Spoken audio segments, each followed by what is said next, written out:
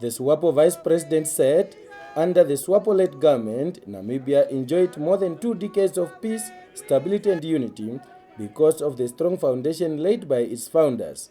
The SWAPO vice president said, under the SWAPO-led government, Namibia enjoyed more than 2 decades of peace, stability and unity because of the strong foundation laid by its founders. In his response, Dr. Geingob said it was a pity to learn that some people in Namibia still think along tribal lines on issues of national interest, such as the constitutional amendments. When they heard it came from me, they turn around and say, Hake wants to get power. Geingob Empire. What is it? Emperor Geingob. Initially, they looked like they were sympathetic with me. For tribal reasons, to create confusion. Yeah, why now? Why? Because Tamara is coming in. As if they're concerned about that. When I said it's me, they said, oh, Emperor, you want power, you're power hungry. That's how our people are. Shameful.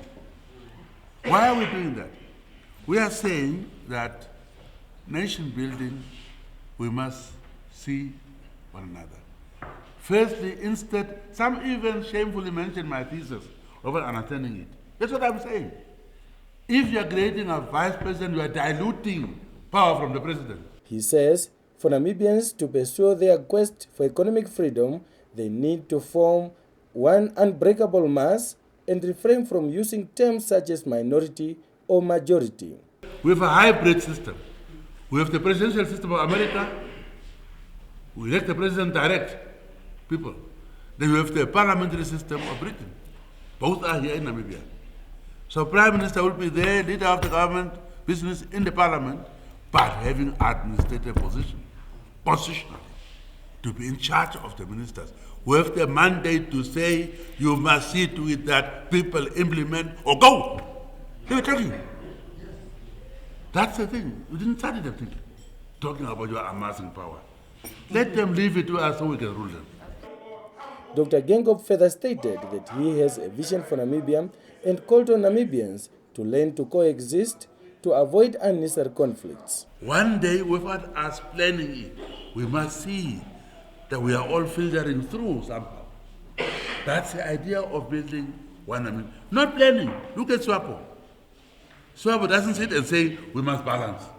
But when SWAPO was formed, 1960, you have Sam Nyoma as Ovambo speaking, Burumba Gerina as Herero speaking, Ismail Van Fortune, Talat as Secretary General. When Gerina went, Merero came. So that you must just be aware you are not alone as one tribe.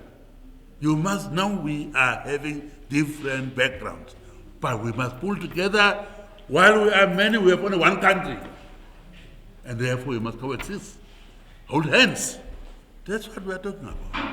And we are therefore going to mold a nation, Namibia nation, out of our different ethnic groups.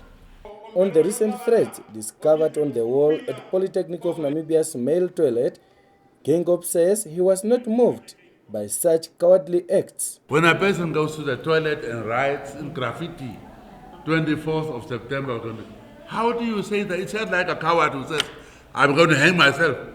Stop me, I'm going to hang myself. A person who is serious don't do that. They just go and do that. So if you want to kill, you're not going to say 24th. It will be tomorrow maybe. But it is not our culture. And what is not a political culture cannot work. Not that we're going to be careless, to look at all the security. I never get people like that around me. They have enforced. But it's not necessary. We have democracy. We vote people in, we vote them out, not to assassinate. That's a concept of those who are not allowed to vote. He, however, warned that Namibia should never be allowed to return to the past. Alphonse Maketo, NBC News, Opuo.